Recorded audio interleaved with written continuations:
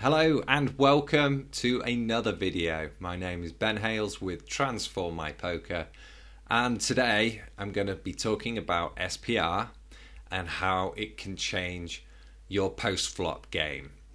It's a favourite theme of mine.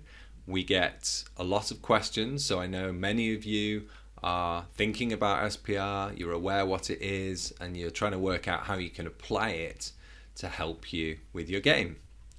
No worries, watch on, I'm going to explain. It does of course stand for Strategic Planning Review, which we all need a bit of, don't we? It also stands for Saving Private Ryan. Neither of these two things are relevant in the slightest, but you know you're going to get a stupid introduction from me because that's part of what I do. And moving on, we will of course be talking about what it really stands for. It does of course stand for stack to pot ratio. That's the effective stack to the effective pot and the ratio between those two numbers.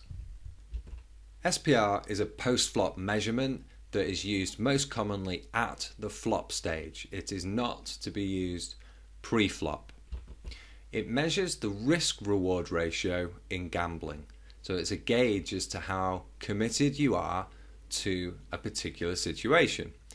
If the number is very small, it means the risk and the reward are small. If the number is very high, it means the risk and the reward are high. So it makes more sense to gamble with more hands and weaker holdings with the SPR small, but when the SPR is high, you want to be sticking to much stronger holdings. The way we calculate SPR is by dividing the effective pot into the effective stack. This gives us the SPR. It's a simple division and it gives us the ratio. So a small number of 2 or 3 would be a small SPR, and then a number of 20 would be a super high SPR. Just going into some more detail on the size of the SPR. Low SPRs are spots where you're going to come across these in 3-bet, 4-bet pots, or in tournaments where the stack sizes are smaller. And they're going to bring about spots where you are going to be more willing to gamble. Perhaps with just a 1-pair hand, you're prepared to put all your money into the pot. Whereas when SPRs become bigger, there's much more risk. Opponents aren't going to be putting their chips in with much less than 2 pair, so you are going to need at least that to justify gambling. So as the SPR increases, the stronger the hand quality required in order to really justify gambling.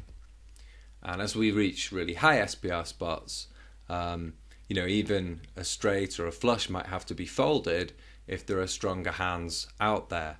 So you really do need a strong hand in order to justify gambling in high SPR spots. In higher SPR spots, there's also more possibility for bluffing because you've got a bigger chance of making your opponents fold when you've got a deeper stack to play around with. Now, how do we use SPR at the table? First of all, it acts as a guideline for how committed you are in any particular spot post-flop. So if you know the number's low, you know you can be prepared to gamble with a weaker hand. If you know the number's really high, it's a guideline. It tells you if you're doing something crazy. Like if the SPR's 11 and I'm considering gambling with top pair, then I know that I'm overstepping the mark. Once that number gets above 6 or 7, a 1-pair hand starts to become extremely risky, and trying to get all the chips in is not a good idea usually.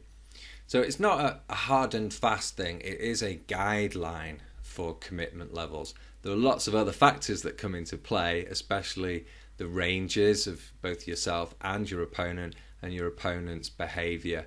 If they call too often, then of course it may be okay to gamble with a 1-pair hand, but if they're playing sensible poker, you're going to need to be more cautious. In my books, Post-Flop Volumes 1 and 2, I explore the concept of SPR in a great deal of detail. This is not me plugging my books. These are the books you need if you want to understand SPR in lots of detail. The final 2 points here are aimed at explaining that different hand types perform better in different types of deep stacked and short stacked situations. 6-7 suited, for example, plays really well with a high SPR spot. So perhaps in a cash game or a really deep stacked tournament in the first few stages, and you want to see cheap flops with suited connected type hands or small pocket pairs in order to make massive hands. So if you flop something massive, you ideally want a huge reward available for you. So flopping a straight or a flush or a full house is gonna enable you to win a huge pot. If you see a flop with 6-7 suited and create a low SPR, well, you're still only going to flop something massive now and again, and you're not going to be able to win a massive pot because the stack to pot ratio is too small. There's not enough chips available to win. On the flip side, some other hands become better in lower SPR spots. So hands like ace 10, ace jack offsuit can be very risky in cash game situations or deep stacked situations, but when you're down to 20-25 big blinds, ace 10 is a pretty good hand, and when you flop top pair, it's not like you're going to be able to escape, therefore you can commit to the hand post flop. So when you create a low SPR, a hand that creates a good strong top pair type of hand, it is good enough to gamble and therefore plays well in low SPR spots. Let's face it, I'm still going to get action from top pair weak kicker. I may even get action from a smaller pair. I may be able to get middle pair to commit all in. So having just top pair is fine when the SPR is 2 or 3 or even 4. I hope that gives you a good taster for SPR and how it can be used. My final slide just wants to make a couple of advanced points.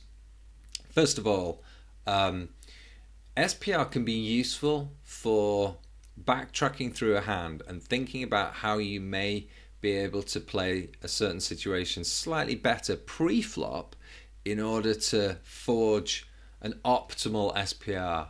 So thinking about what we just said about, say, for example, ace 10 offsuit, if you could avoid SPRs of 5, 6, 7 and 8 because they're going to make it really tricky when you flop top pair, by changing your raise size pre-flop and encouraging, you can't always force the SPR size, you don't know how many people are going to call, but you can try and influence what the SPR is going to be by choosing a raise size that suits you.